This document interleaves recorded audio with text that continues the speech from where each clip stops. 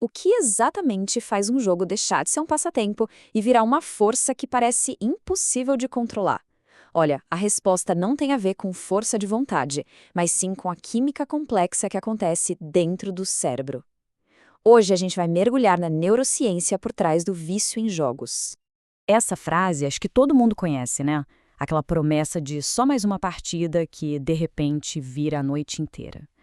O mais impressionante é que, para o nosso cérebro, a expectativa de uma vitória no jogo ativa os mesmos circuitos primitivos que evoluíram para buscar coisas essenciais, tipo comida e segurança. Então fica a pergunta: por que é tão difícil largar o controle? A questão não é falta de disciplina, é pura neuroquímica.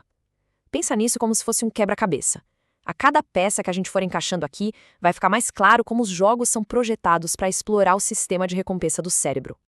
Então, a primeira peça desse nosso quebra-cabeça é entender o que abastece a nossa motivação. E para isso, a gente precisa olhar de perto para o sistema de recompensa do cérebro e para o seu principal mensageiro químico. E aqui está o pulo do gato. A maioria das pessoas ouve dopamina e já pensa em prazer. Só que isso é um grande mal-entendido. A dopamina não é a recompensa final. Ela é a antecipação da recompensa.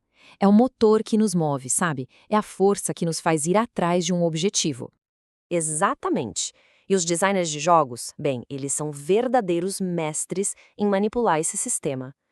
Cada item raro que pode aparecer, cada quase vitória, cada musiquinha de recompensa, tudo, absolutamente tudo, é feito para ativar esse centro de busca do cérebro, inundando ele com dopamina e criando um desejo enorme de continuar.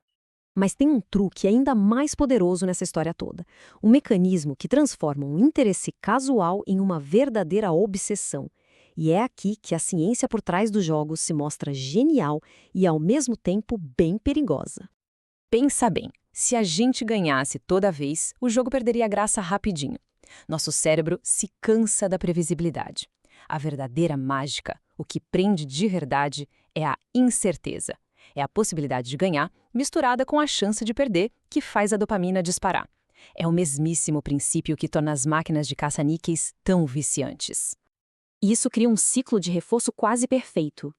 Só a expectativa de jogar já libera dopamina, o que gera o desejo. Aí o jogo responde com essas recompensas que a gente nunca sabe quando vem, treinando o cérebro para associar o ato de jogar com essa onda de excitação. O resultado, o cérebro começa a pedir mais e mais repetições desse ciclo. Mas o que acontece quando esse ciclo tão poderoso começa a girar sem controle? É nesse ponto que a diversão pode acabar se transformando em vício. Começa a enxurrada constante de dopamina, o cérebro tenta se defender. Ele começa a reduzir a própria sensibilidade. É como ouvir música muito alta por muito tempo, sabe? Uma hora é preciso aumentar ainda mais o volume para sentir o mesmo impacto. Com prazer, acontece a mesma coisa. E a consequência disso é quase inevitável.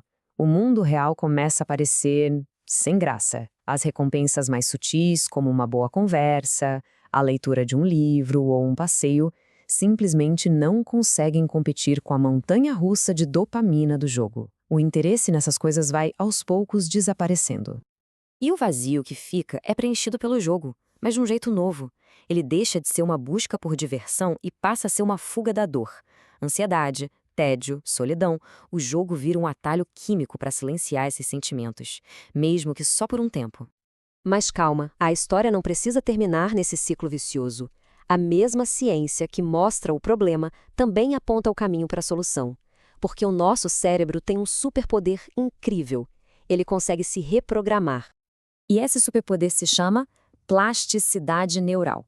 É a capacidade fantástica do cérebro de se reorganizar. Pensa só, os caminhos neurais que formam um vício não são para sempre.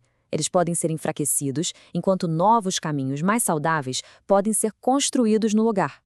E como isso funciona na prática? Bom, o primeiro passo é reduzir gradualmente o estímulo, para dar um tempo para os receptores de dopamina do cérebro se recuperarem. Depois, é preciso substituir o jogo por novas fontes de dopamina que sejam saudáveis, como fazer exercício, aprender algo novo, socializar. E, por fim, equilibrar o básico, como sono e estresse, para restaurar a química cerebral e, aos poucos, redescobrir o prazer nas coisas da vida real. Tudo isso nos leva a uma mudança fundamental de perspectiva. Entender essa ciência toda permite enxergar o desafio não como uma batalha de força, mas como um jogo diferente, um jogo muito mais importante. E o ponto mais importante é este: lutar contra o vício em jogos não é um sinal de fraqueza ou falta de caráter. É uma batalha contra um sistema que foi projetado de forma brilhante para sequestrar os gatilhos biológicos mais profundos do nosso cérebro. Mas a neurociência nos dá uma esperança real. Recuperar o controle não é sobre lutar contra o próprio cérebro, mas sim sobre reensiná-lo. É um processo de mostrar a ele, pouco a pouco, que as recompensas mais profundas, aquelas que realmente duram, não vêm de uma tela, mas sim da experiência incrível de estar presente e engajado no jogo mais importante que existe, a própria vida.